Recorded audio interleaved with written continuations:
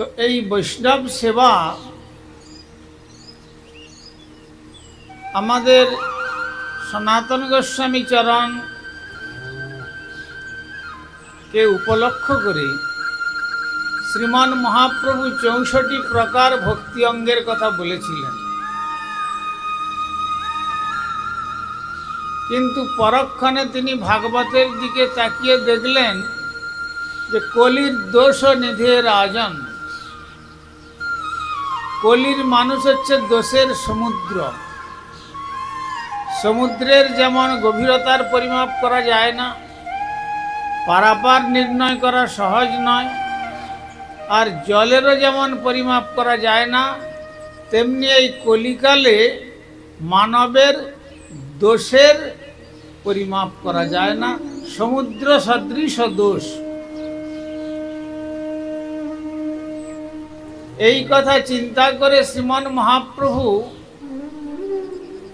ভাগবতের ৭ম স্কন্ধের দিকে দৃষ্টিপাত রেখে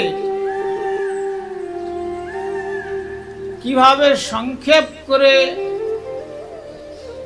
কলির জীবকে ভগবানের পাদ পদ্মে তুলে নিয়ে যাওয়া যায় সেই চেষ্টা করলেন।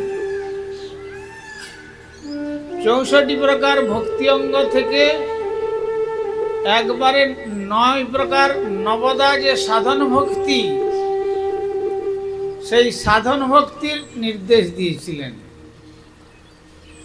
শ্রবণং কীর্তনং বিষ্ণু স্মরণং পাদ সেবনম অর্চনং বন্দনং দাস্যং সক্ষম আত্মনিবেদনম ইতি পুংসার্পিতা বিষ্ণু ভক্তিশ্চ নবলক্ষণা ক্রিয়েত ভগবত্তধ্যা তন্মন্যে অধীতমুত্তমম। এই ৯ প্রকার ভক্তির কথা বলেছেন যে এর দ্বারা মানুষের মঙ্গল হবে। কি না, প্রথম কথা হচ্ছে ভগবানের কথা শ্রবণ করবে, আর দ্বিতীয় হচ্ছে শ্রবণ করবার পর ভগবানের নাম কীর্তন করবে। আর ভগবানের কথা কীর্তন করতে গেলে শ্রবণীয় বস্তু চিত্তের মধ্যে স্মরণ করতে হবে।